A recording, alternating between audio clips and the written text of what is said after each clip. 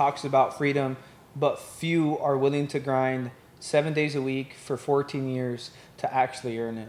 And Fletcher Hobbs did it, creating custom feed services and employing over 75 people during harvest and supporting farms across the Pacific Northwest. Fletcher went from working at 12 years old from $4 an hour to building custom feed services that now is a huge operation in the Pacific Northwest, has over 50 trucks and employs over 75 people during harvest, and is adding trailer sales on top of everything that he currently has going on. This episode will teach you how to redefine success throughout your journey, turn setbacks into stepping stones, build a culture that attracts talent instead of chasing it, and build a business that's beyond money into legacy that lasts. All right, Fletcher, thanks for joining me. And last time we had you on this episode was in November 2022. So you are actually our last original guest, and moving forward we'll have a brand new guest moving forward. And so I know the last time that we had talked on the, people can go back on the YouTube channel and rewatch that last one, but we were talking about you grew up in Quincy, right? I grew up in Ellensburg, but I spent time in Quincy. Yeah. Okay. And yeah. So grew up in Ellensburg. You grew up in Ellensburg. Then you spent some time in Quincy. Then you were obviously in Boardman. That's where I met you. And then you were able to build a very successful business, and then have been able to kind of branch off and do a few other things outside with your own personal investments. And so, good family friend of ours. My dad loves you. You've done really good for us. You've been able to give us some work on the roofing side of things too. But man, what is your normal day? Because the Fletcher Hobbs that was in 2022 is completely different from Fletcher Hobbs now. I know that you were completely retired back then, and now you've bought back into the business. And so kind of talk to us about what has changed since 2022 in your life, man. Well, thanks for having me back, Noe. It's fun to talk to you, and I appreciate your family as well. My day-to-day now has changed. As you know, I was very retired when we spoke last, and I decided to go back to work, and the guys at the company thought that it would be good if I came back to help guide, and so I bought back in. But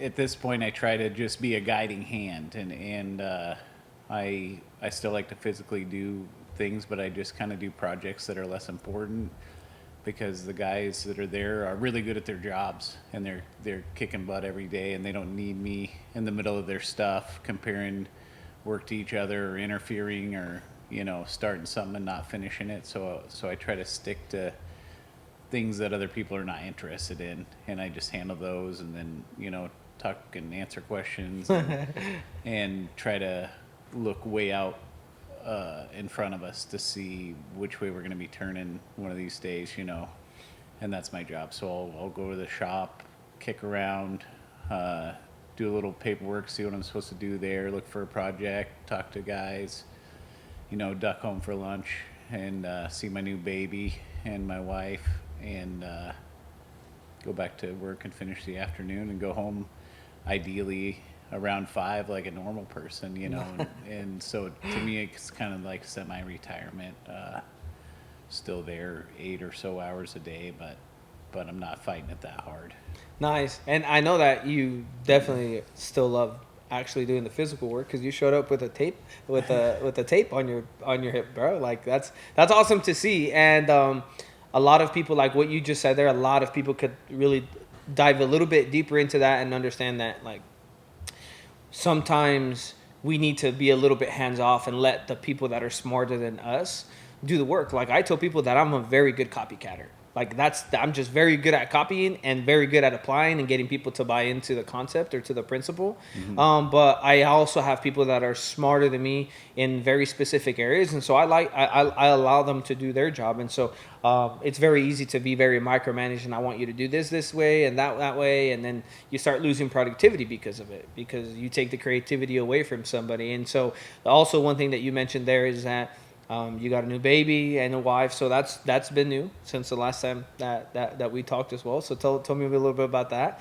being a dad and everything that comes along with it. How's that been, man, on that side of things? Well, I think I got to a point with thinking about things probably too much when I was retired, or maybe just the right amount, and trying to have an understanding of my purpose, and you think about the future, you think about death, you think about all those things, and I realized that pushing out whatever knowledge I've gained in my life is the best thing I can do for my soul and for anybody that I know. Just try to teach folks things, and in that I wished then that I'd had more children, besides just all the folks that I get to work with, because you get really close to them and they're like your brothers or your sisters, but they're not actually your brothers or your sisters, and you still got to separate and go home at the end of the day. And I thought it'd be great to have more kids, and my sons and I ran into a great gal, and so I chased after her until I could catch her, and we made another little guy. So I figured I'm aged, but what am I going to do for the next 50 years? Might as well. And raise what's his another name? kid or two. His name's Clutch. Clutch. Awesome, man. Yeah. And then you had some help over the summer with a couple hands there. They were going in there and helping you out at the shop, and you were hoping that they'd come back next year, right? The boys? Yeah, for sure. They came a little bit, and I tried to set up things where they can do some projects on their own to learn, how to handle tools and how to get something done. And I'm not trying to push them to be mechanics or any of that, but I just think that they need to learn how to work and develop the skills. Because if you have the skill, you don't, when you're a young man, if you learn something,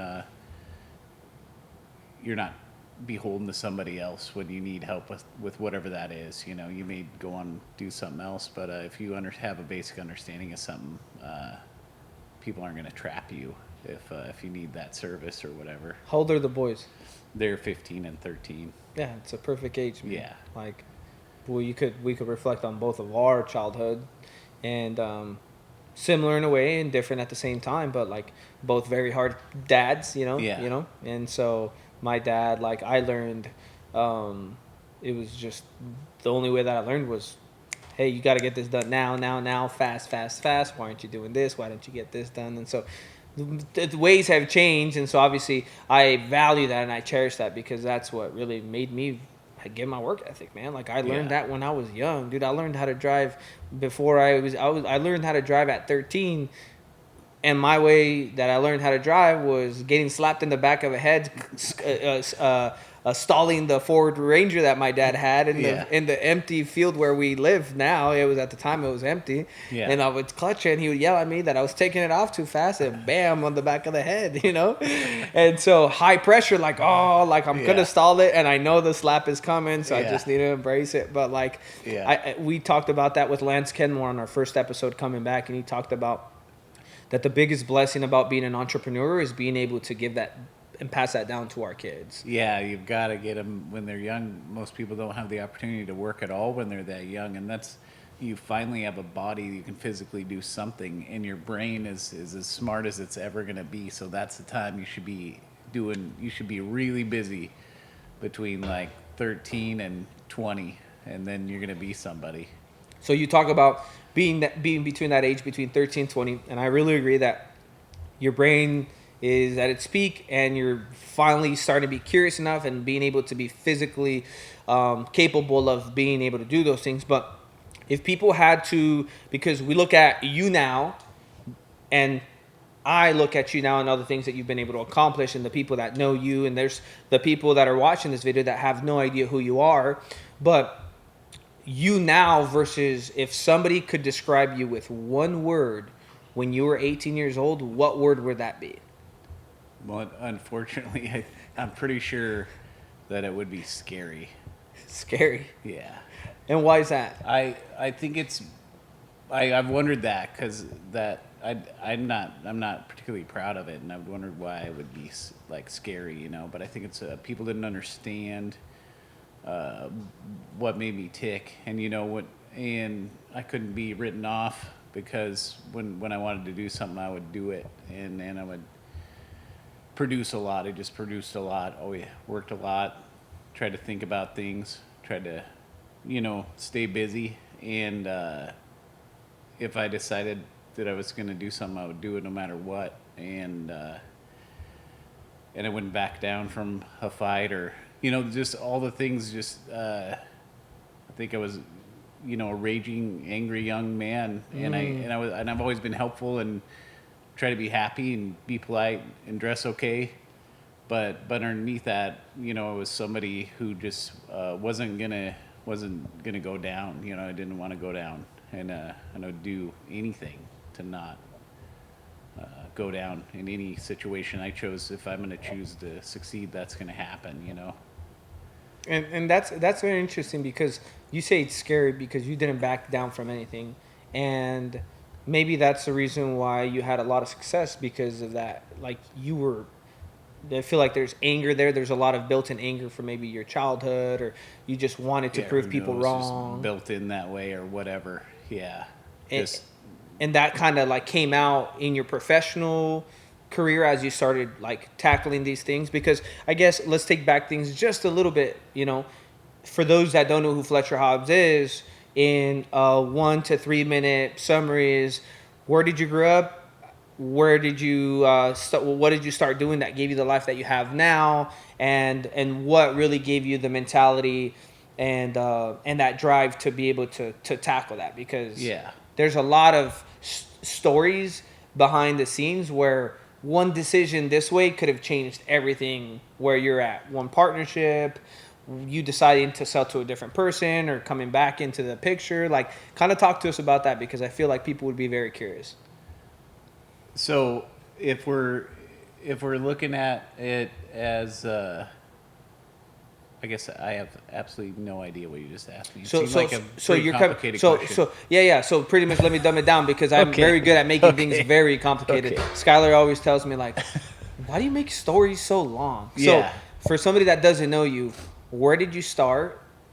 And then when you started with your custom feed, how did that start?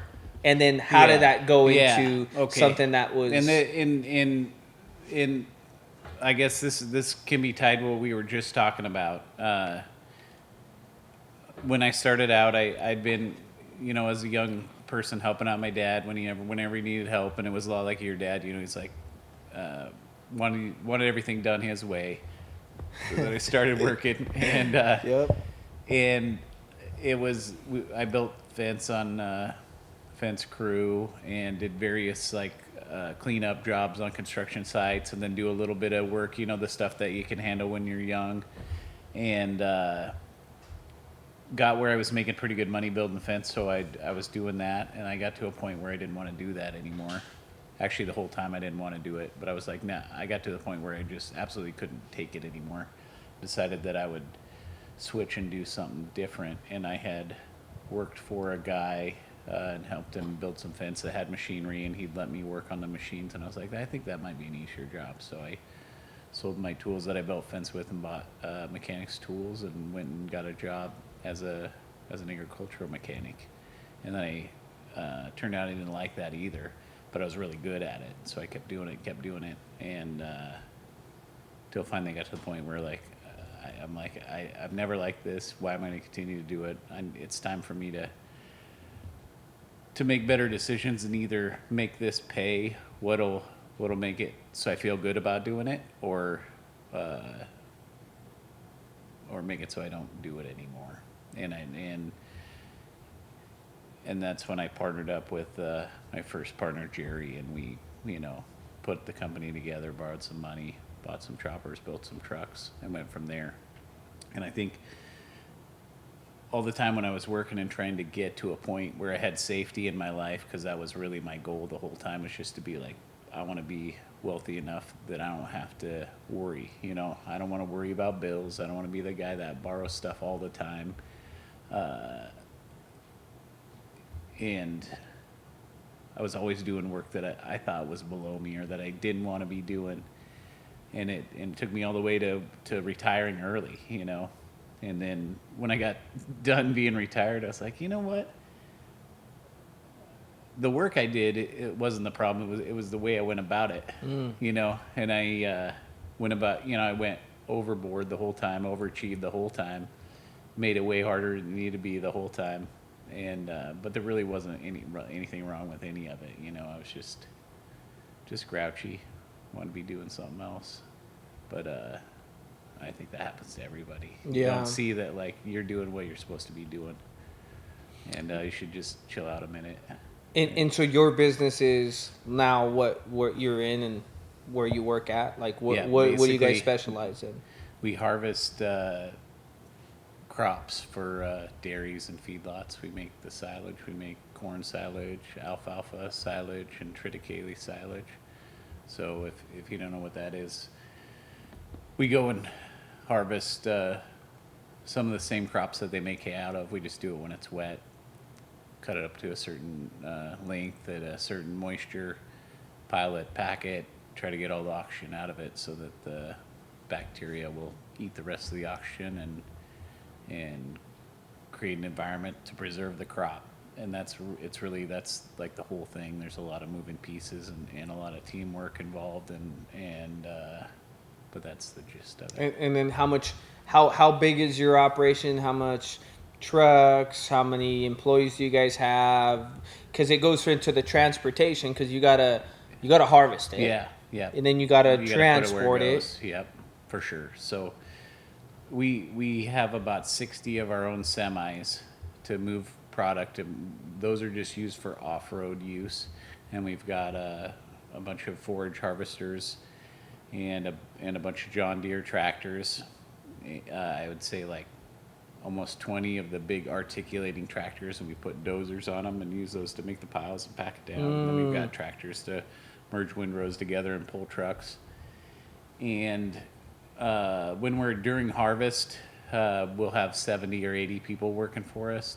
And when we're in the rebuild mode, we have about 25 full-time guys. Some of them are moving manure, and the rest are in the shop rebuilding the equipment. So we have to rebuild all through the season in between harvests. So you got harvest. You got the truck drivers that are doing the off road, Yeah. and then there's still some work that you guys probably can't take on that you guys probably subcontract that to other truck drivers. We move feed on the highway, and we started using subcontractors to do that, and we're really happy with that. There's some awesome outfits around Hermiston, Boardman area, and they come pull our trailers to move the stuff down the road, and that just eliminates our involvement with the DOT and stuff like that. I mean, It allows you to- those guys do a great job because we will have several contractors on the job instead of us doing it all ourselves, or one boss each. He'll have one truck, or he'll have 3 trucks, and he's the boss over that. You know, like, and he wants to do good, and he's she businessman is a contractor, and they want to do a good job, and they've got their stuff together, and they show up and do it, and just eliminates that worry for us, and it's made us better. We just started doing that a couple years ago. Nice. And I know I would definitely want to talk about the shop that you guys built. How long has it been now? We moved in there in the winter of 2019. 2019. And Yeah. so that shop is I know the story behind it. The construction of it wasn't necessarily as pleasant, but the finished product of it, man, it's amazing. So tell us a little bit about it. How much square feet is it? You guys got offices and then a big shop. Like, you got glass doors around. Like, tell us a little bit about it. Yeah, well, when I started to draw it out and I picked out the spot, I was looking at some of the guys that have worked for me the whole time, that are just excellent at their jobs. Like, these guys are the best at what they do. And to me, I see these, tech guys or whatever, and they've gone to school, and they've never been out of 72 degrees or 70 degrees or whatever temperature they like. Yeah. That's where they're live, and they go to work, and they've got games they can play, and food sitting around, and beautiful views, and music playing, and I was like, why can't Moscow have a really nice place to sit down and eat lunch, because he's the best in the world. Why does he have to eat lunch on a dirty tailgate outside? Like I want to make something, whatever I can afford to make, that's really nice, so that these guys, when they come to work, they can just feel like, yeah, like I'm really good and I work at the best place there is.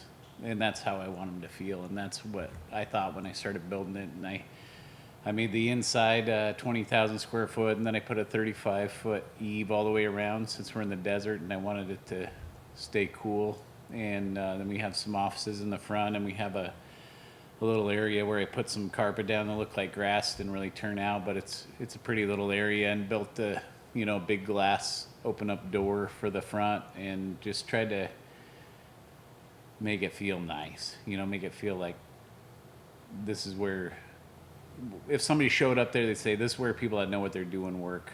And and it was like my temple to those guys that work for me then, that just they put it out every day.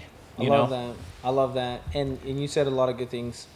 And specifically, like, we understand that when we build something great, not only do our employees feel part of that, but also our customers look at us and they go, man, we have nice trucks and they're always clean, and they're not as clean as I'd always like them to be within the employees, but for the most part, you'll never see a truck that's muddy on the outside, or you peek in it and it's filthy, and it's just sunflower seeds and ketchup packets, like, because our customers look at that. Yeah. When competitor A shows up and he's in a, unmarked, no logo truck, dent on the back, there's the mud flaps that are full of mud, and he gets off, versus when we pull up in a branded vehicle that's nice and clean, and you come out of it and you smell good and you look good, they go, man, I'd rather work with that guy than that guy, right? That's not the decision making, but it goes into that. It's a psychology thing. And so it looks like you've kind of approached it in the same way, where people look at that and they want to work, and people want to work at the best places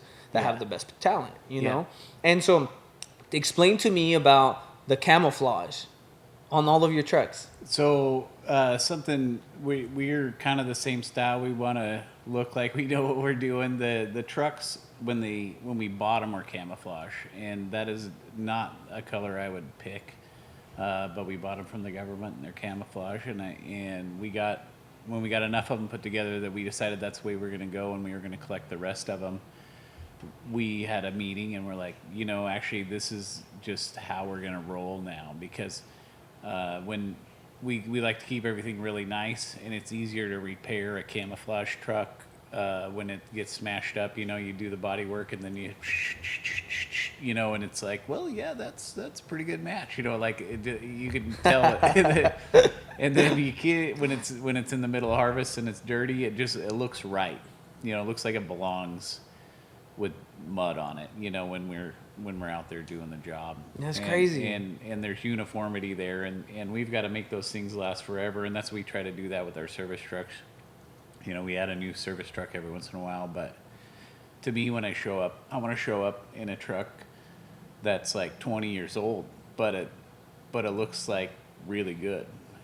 And the reason is I want my customers to know that we are only in business because we really take care of our stuff. We have some forage harvesters that are 13 years old, and there's a lot of custom guys that try to do lots of tons like we do, and they get rid of their machines every 2 years, but they also aren't able to build the system that we've built because they're not saving money from just really taking care of the machines that they got, and then we can make other parts of our business better, and we can just we try to save that money. Anything that we can make last forever, we shave some of that money, and then we've got it to work on an area where we're weaker. We can help develop whatever it is, or just develop an employee who really wants to be there, but they don't know what they're doing. You can just let them mess up, and you're gonna burn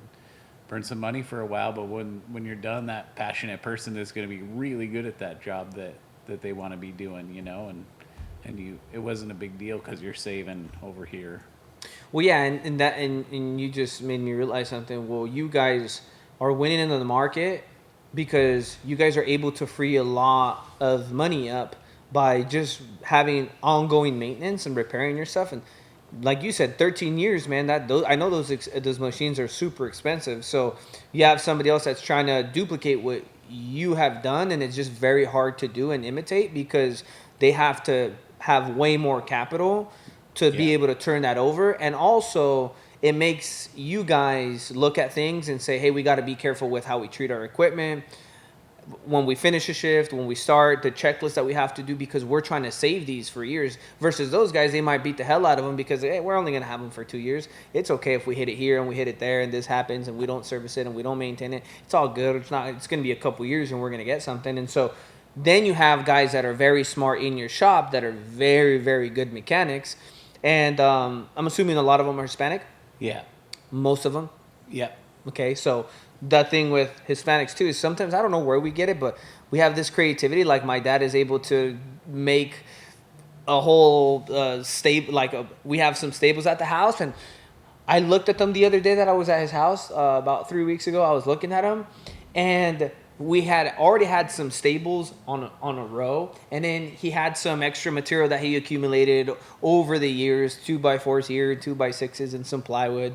And then he was able to build some other stables where he gets all his sheep and goats to go into in the wintertime, and then he put compartments in them, so when they're breeding, he has some that go in there, and then they go out to the bottom. But the slope of the roof on the new ones go like this, and then the other slope goes like this, so all of the water would in a sense go right in the corridor where all of the sheep would go, creating mud. But what my dad did is he got this piece of angle iron that he must have got from one of our jobs, and he ran it in the middle, and since it's a long piece of metal, there's really no seams, so all of the water, then he just tilted it this way, so all of the water comes out and onto the grass where the gate is at. Yeah. And the funny thing is that I was looking at that, and I looked at, because my buddy was with me, I'm like, how the heck did my dad come up with this? Well, the funny thing is that, look, he didn't really even put that much thought into it. This was one of those ideas that just came up top of mind, because look at where all the water ends. The electrical panel was right next to where all the water came up. And I was looking at him, I'm like, holy crap, this has been on here for 4 years and he's never had any issues. He hasn't had any leaks,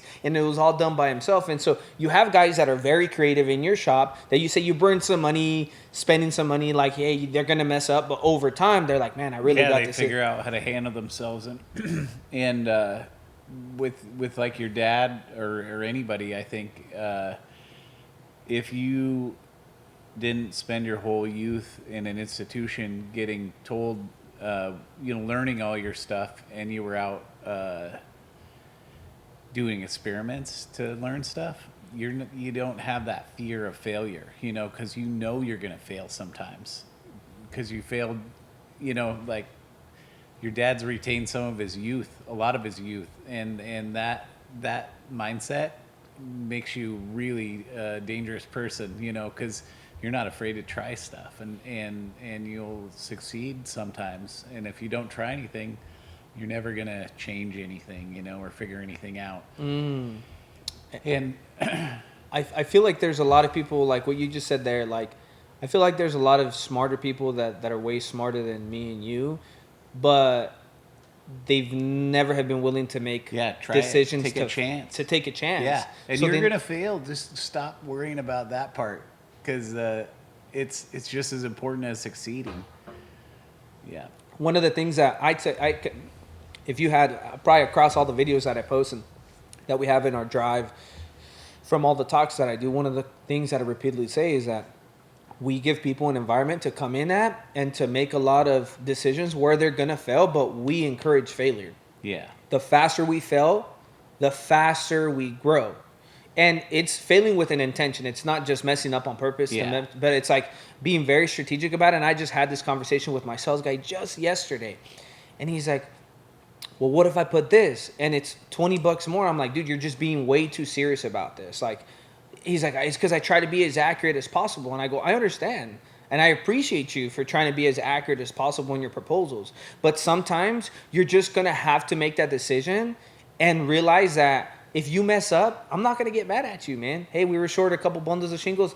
It's all good. But you know what you'll do because you made the decision instead of coming to me every time and going, hey, did I get this right? It's because I just don't want, like, dude, you're going to learn from that. And then you're going to be able to trust yourself more. And the more you trust yourself and the more you trust yourself. And then all of a sudden, dude, you're just swinging. Like, dude, I don't go to my estimates and go, 400 feet of eave divided by 116 is going to give me 5 bundles of starter. And then I do my math 2 times. Man, I just know the conversions. I type it up. And whatever number I get, that's what the number goes in the estimate, you know? Yeah. And you learn from that. Yeah. And so one of the things is that I really wanted to ask is, like, when success for me, if you ask me personally, like, success when I first started with my business in 2021 is totally different than success, what I look at success now.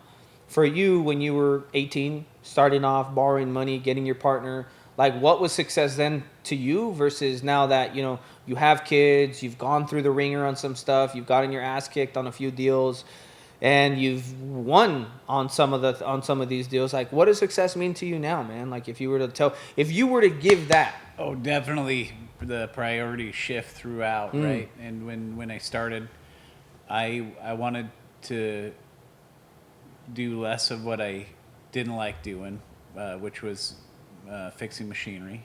And so I failed at that miserably. And I wanted to make enough money that I wasn't scared of when I might not be able to feed my kids, you know, and I accomplished that. Those are my goals, you know, and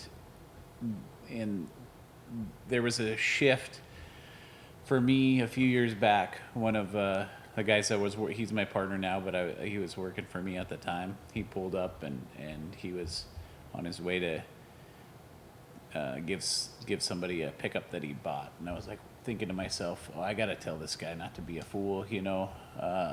Why would he give somebody something like that? You know, he doesn't have a whole bunch. And then I thought, but I didn't, before I said anything, I thought, well, actually that's probably something that I would do, so why would I say anything about that? And I was like, then I got to thinking, I was wondering if he was emulating me, or if I emulated him, or if we just worked together and we're good on the team because we are the same type of person and had found each other. And after that thought process, in that moment, I changed how I was trying to gather up employees, you know, and I realized that it was important to pay attention and learn which people worked out and which ones didn't. And that was a fun puzzle, and it was a fun shift for me from focusing on profits and happiness, because I didn't even know what happiness was, and worrying about money is just worrying, I guess, in general.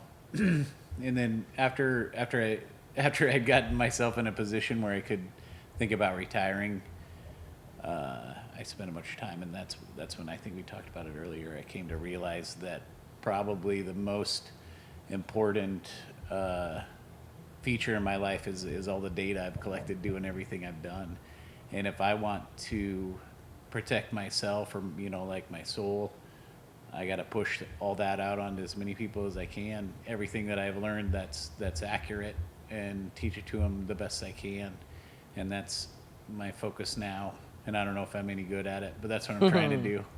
So coming at it from like, hey, like, I've gone through the hard knocks, I've gone through the tough lessons, getting burned, getting betrayed, and then also coming out on things because I honestly believe that the worst things that have happened to me in my business have been the biggest blessings, because I won't do those things again. And I've gone through those things that now, as I train people and I onboard them, I just share my experiences with them. And it's like, hey, this is what I did, and this is how it turned out, and this is how we grow faster, because now we don't have to go through the same period or same sequences of events that led up to this. Now we can jump over that and go straight into the revenue activities. And so for you, with that, there's a very important detail that a lot of people don't know about you, and that was people talk about balance and like, man, they want to be very uber successful, but they want to fit that between like a Monday through Friday, 7 a.m. to 5 p.m. And the reality is that nothing that's really great, none of the companies that are really great, and none of the organizations that are like FedEx and Amazon that have been able to, go global ever accomplish that in a work week. And for you, that was Monday through Sunday for 14 years. Like, how many days off did you have? Like, I really want you to talk just a little bit about like what that journey was and how that looked like in real time as you were scaling your company and trying to get it to what it is now. What was that? What was your schedule like? So my schedule was just I stayed working all the time. When I wasn't working, I was laying in bed thinking about the list or the strategy for the next day until I fell asleep, and then I get up and I'd either remember the strategy and write it down, or I just know what I was going to do when I do those things.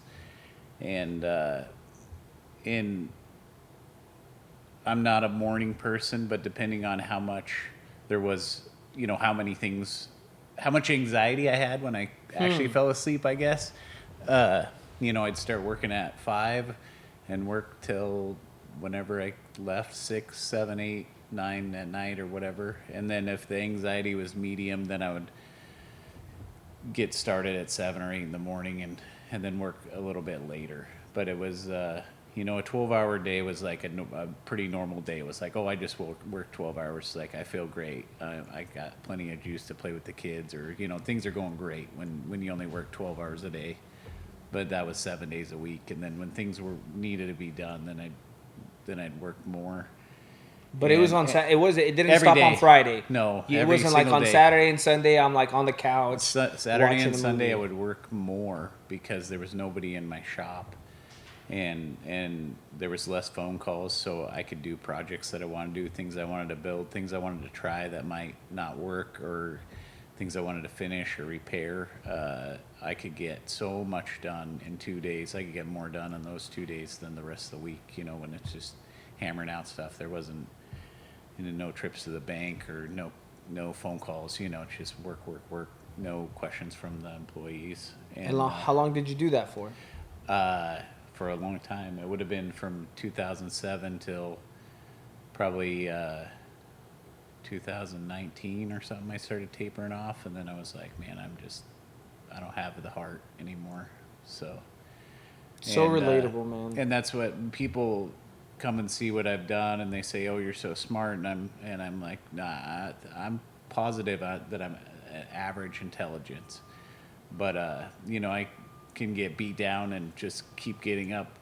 I'm not smart. My superpower is that I will never stop going forward. It's just, you can scramble through your own blood and whatever, and just like, ugh, just never stop going that way. And that's, And that's a scary that you were talking about. Yeah, and it's a successful way it's a way to be successful, but it's not imaginable, and I don't want to sign up for it again. And if I'd love to think that if my family was in trouble or somebody knew or anything or stuff went bad, like I could and would do it, make the decision to do whatever it was and not stop no matter what. But if I have a choice at this point, I'm like, yeah, we're not doing that again. Beautifully said, bro. Because I can relate with that, and I feel like so many people that are actually in the trenches can relate with that. Somebody that has had a Monday through Friday job and has security, and they know that they got the same benefits and they're going to do the same thing every single day, they might not relate with this, but you're in the trenches, you're doing this, and you're asking yourself, man, how long do I have to do this until I start seeing some positive ROI or some positive revenue? And the thing is that as long as it takes. Does it really matter? As long as it takes, and that day that you're like, wow, I just got my work done. I can't believe I just got to the end of this thing. I had been shooting for this goal, had to put all these things together. Oh my God, I finally made it. And I'm going to have like 3 days before the next project. And then, but you still have to document everything you do and pay the government and make sure that all your forms are right and everything. And so you're like, well, I guess that's what I'm doing the next 3 days.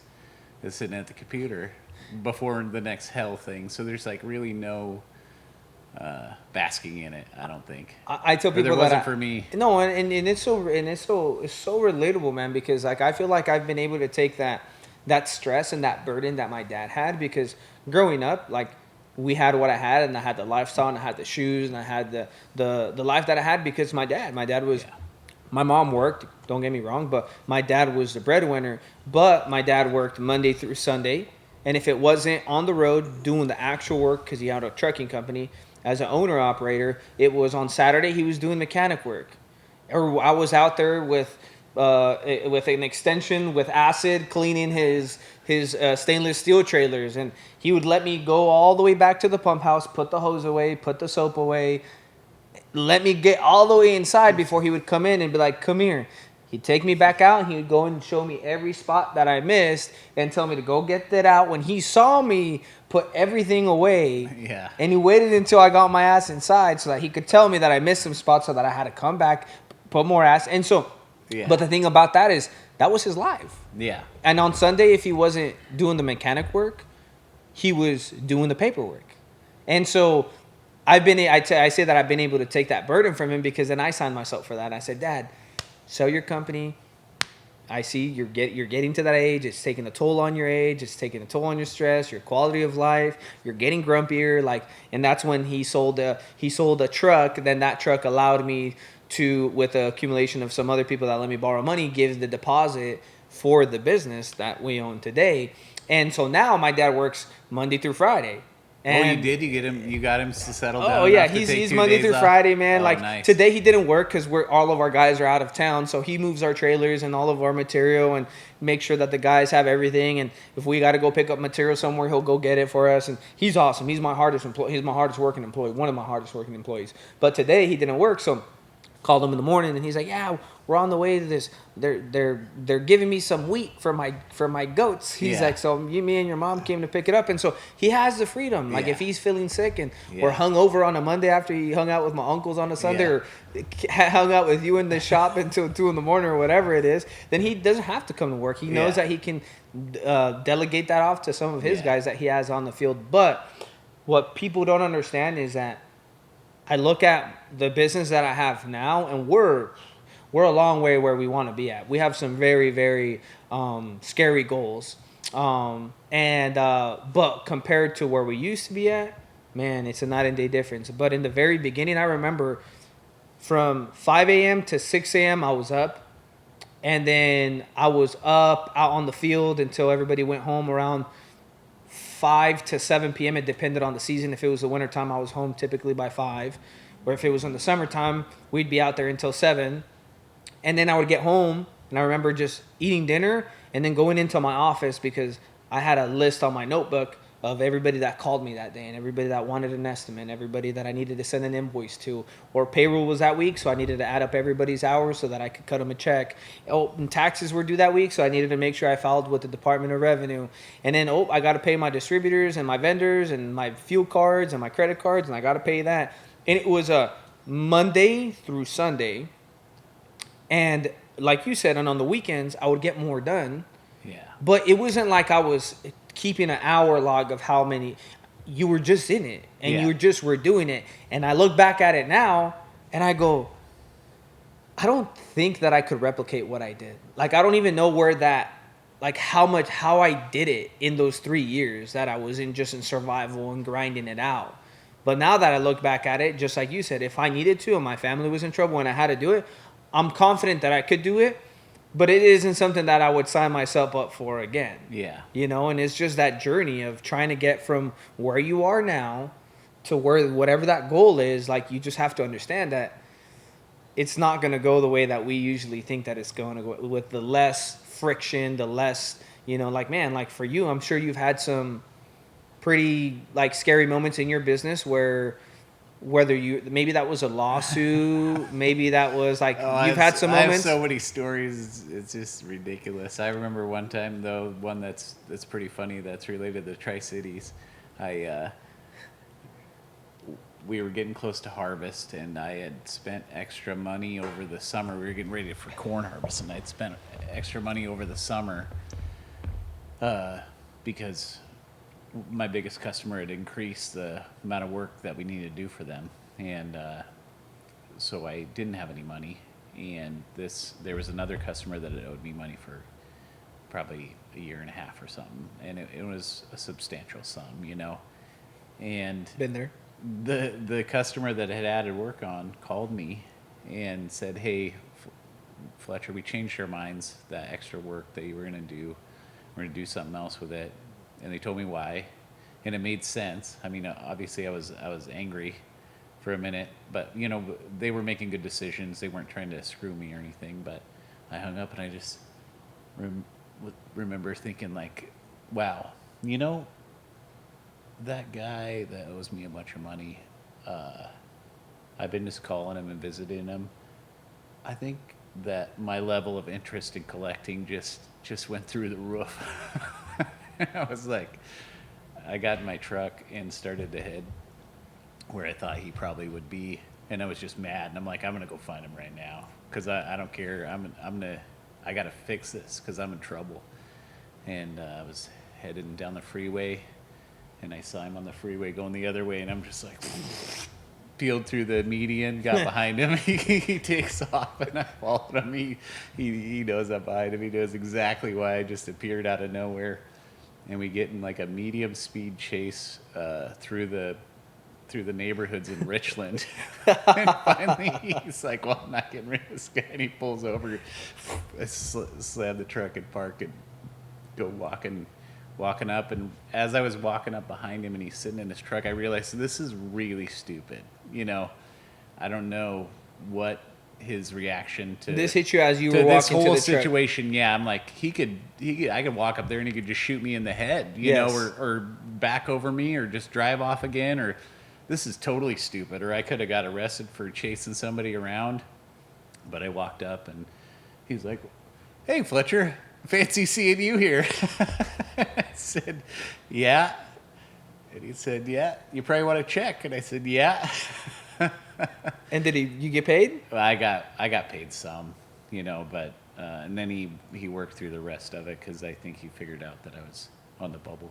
But And so, but there's those stories, man, that like, it changes your perspective on things. Like for me, it changed my perspective on how I was willing to handle my customers, because I never wanted to be in that situation again. So. And I'd always been an advocate of having good paper on good contracts. Everything's hammered out beforehand. But then after that, I was like, well, I'm just not going to do work unless we have a structure, that how we're getting paid, when we're getting paid, why we're getting paid, and what's going to happen if you don't pay. And so that's the point of that story, like that you learn right there. Like, and you learn as you go. You learn as you go. And that was something where it's like, well, you know, this, if I have good paper and I do everything right, I'll never be in this situation again. He didn't want to be in that situation either, and he would have been a better customer for me if we'd have just been in a different structure, and that was my responsibility, not his. And you think a lot of small business owners, that's primarily who this podcast targets, is business owners or somebody that's trying to start their business. Like, me and you come into business and we go, oh my gosh, I'm gonna make this amount of money and I'm gonna have this many customers. And then we get into it and we realize that you got into business to have more time and to have more freedom. And then very early on, you get hit with the reality that you don't have more time and you don't have more freedom. And matter of fact, everything is now your responsibility. And we expect it to just be sunshines and rainbows, but everybody also sometimes spends too much time in the business plan mode where they just plan, and they have this business idea and they want to have this amount of money and they want to have this amount of marketing, and it's just like those people never pull the trigger because they have a perfect plan. Like, what would your advice be to them? Just like me and you, just do it and learn. Just like the story that I talked about, or my theory on the waves, right? The waves, the first yes. podcast. It's the same concept. All that preparation is totally necessary. You want to have a great business plan, and you want to plan it all out to the nuts and bolts. And then you want to go to sleep, and you want to wake up, and you want to read everything, imagine that you never saw any of it, and see if it works, and change it until it works. But all that is giving you experience, so that, you know, it's like that's learning to swim. And then once you've learned to swim, you still got to catch the wave, and you don't know what that's going to be or exactly when it's coming. You've just done the homework that you might be able to catch one, And then you mess up. And you mess up, and then you learn something, and you try, and you keep getting up until you're up. And that was kind of, and that's how you did it. Yeah. Totally. And then it's exactly how I did it. Nothing worked out exactly how I had wanted, but some of the things that went wrong other things went right, and it kind of balanced the plan out. It made it so it showed us that we were viable, but we weren't right about everything, and you're never right about everything. And so coming from that point of view, if you could pass on one lesson from your journey down to your kids, and I know Clutch has a long way to go, but once he gets to that age, man, you're going to even be more full of wisdom. Like, what lesson would you pass down to him? If you could just tell him one thing, and that I think that it's was an the only easy thing. answer. I think it's just finish what you start. Really? Yeah, it's so simple. And you don't start with a goal that's something way up here, but like, do your things, and if you say you're going to do something, you finish it all the way. And you don't have to do it anymore. But if you don't finish whatever you're trying, you take a job, you don't like it, right? You're there, but work it until you feel like you've learned something from it, and then quit on good terms, because you don't know when those people are going to be in your life again. And they were important whether you know it or not, even if they're terrible people. And finishing's that way, or if you want to put a deck on your house and you go to start it, you finish it no matter how bad, terrible you are. You finish it all the way. And then at the end, you never have to build another deck. You don't have to cut another piece of wood in your life, but you respect people that are good at it. You'll learn something about it, or maybe you'll be good at it. Who knows? But if you don't finish, you don't get the lessons. So even if something's unpleasant or you're not good at it, finish it all the way, because you're going to feel good that you finished it, and you're going to learn something guaranteed. You just learn very little if you run into something and you back and walk away.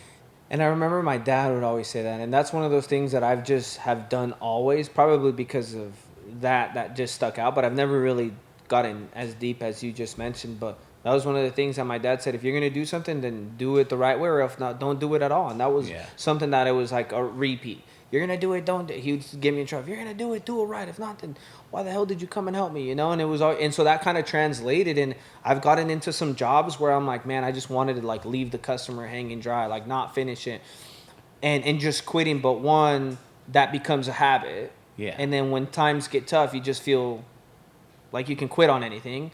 When I started my business, the one thing that my dad said when I finally convinced him to sell the trucking company that he had, that put me through school and that gave us a life, that built us our house, and I finally convinced him to listen to his 22-year-old son that just said, hey, just sell it. Just come work for me. It's going to be all good. Give me all your wealth. Yeah, exactly. But the crazy thing is that when he called me and said, look, thought about it, and I have no idea what roofing is. I have no idea what it looks like. But if you say that this is what it is, then let's do it. But you just got to promise me one thing, that when times get tough, you don't give up.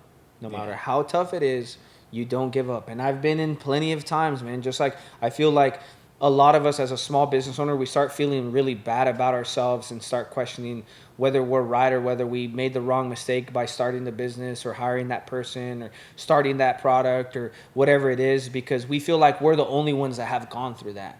Like there's been times, there's still some times where it's scary, man, because we're doing scary things and we're trying to hit these revenue goals and hit these milestones. But in order to do it, it really makes us stretch out of what we normally do day to day. And there's been some times where I've been in a position where financially, you talked about that guy that owed you money, and you're in a position where you're trying to get any dollar wherever you could get it. I've been there. Yeah. Where I'm like, dude, how am I going to cover payroll this week? On top of the state's not going to say, hey, I'll pay me whenever you want. And we just made it work. You know what I'm saying? If I cried at my dad, he's just going to slap me on the back of the head. So Slap I me got to back go on, figure it out. Exactly. And I've never thought about it like that. Finish what you started. I love that. From that, like what mistake that you made early on kind of really set the tone for where you're at now. Like such example, like maybe not paying yourself for 2 years, or almost burning out, realizing perfection wasn't required, or mistakes equals tuition for entrepreneurship. Like, what was a mistake that you could remember maybe early on in your come up years? Like, I could name a few off the top of my head that was like, man, like, don't be cheap and don't shortcut, because every time we try to shortcut or be cheap, I always end up paying twice for it. Yeah. Whether that was with a cheap truck, I paid for this truck because it was $20,000 cash, Yeah. and I really needed a vehicle. I'll tell you what, that truck is still in the shop. I bought that truck 2 years ago, and I can't get rid of it because every time I go to sell it, something happens. Yeah. And they can't figure out what's going on. I cheaped out, and now I'm paying double. If I would have just gone to the dealer and paid for a truck brand new from the dealer, I would have saved myself heartache, the time, and all my money is still tied up in that truck. The $20,000, I Yeah. paid for it, but I haven't been able to use it. Yeah. You know, so what would you say? Maybe what's one mistake you made early on that was one of your most valuable lessons? For me, it would be hiring somebody that I thought might not work out because I needed somebody, or not getting rid of somebody that wasn't part of me. And we both know well that being successful at life is a team sport. And early on, I just thought that if the majority of the group was good, and there's a handful of people that are just so and don't belong there, or you hire somebody that for the wrong reasons, just that you're trying to help them out for a little while because they're going to go somewhere else, or you just need a warm body. Especially, it's a huge mistake. I learned if I don't feel like they need to be there, or other guys on the team feel like there's something wrong, I don't care that they're doing a job and we don't have somebody to fill that. They gotta go. And then I'll never hire anybody just because they need a job and I think it would help or be beneficial, because it's always the wrong idea. It's not good for them. It's not good for me. These people that we work with when we build a team, if it's a real team, they're an extension of me, and so I don't want to, get an arm that has gangrene on my body, any more than I want to have somebody who is part of me and my team or our team be rotten. It's doesn't make any sense. You don't get anywhere.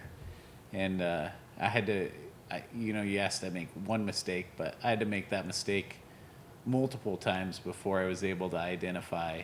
Same here. That's a huge mistake. And sometimes it costs us way more money, and sometimes it's not even about the money. It's about the heartache that it gives you, because they'll make you not want to do your stuff anymore. And that's the worst. If they're rot spreads or whatever, it hurts everybody. And I've been there, man. And sometimes it's keeping on somebody way longer than when it was, hey, like, you're not happy here and it shows, it's time for you to go. Yeah. Because then they start rotting your other people that are happy, start turning them against you. They'll get hurt, false claim about, hey, I got hurt on the job, yada, yada, yada, or whatever it is. I've been there, man. And I feel like we're not the only ones. I feel like a lot of people. You gotta identify those people, and either you don't get them in the first place, you don't make those choices, because you get to where you can see and don't make those choices, or if they're there and it's a problem, just go on. And there might be a couple of tears, but they don't belong there and they know it too. It's never a bad thing. It's never that bad.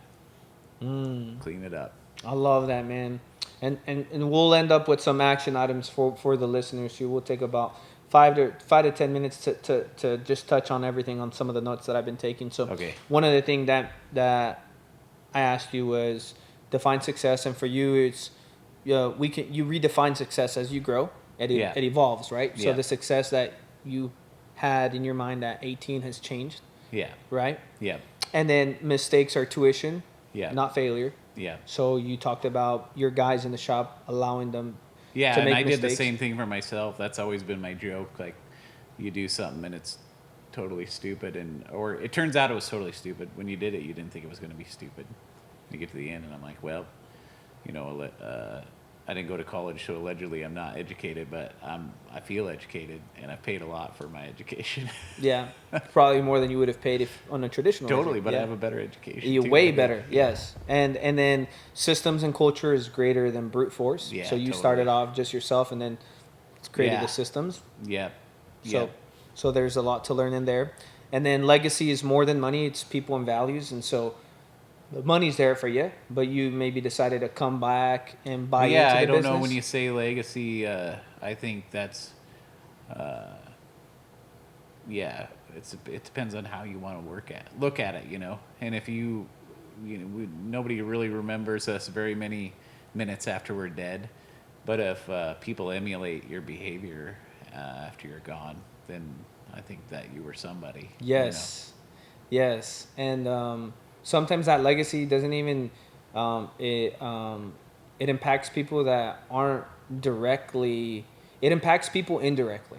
Yes. Like Or it impacts people that you don't even know it impacts. yeah, Yeah.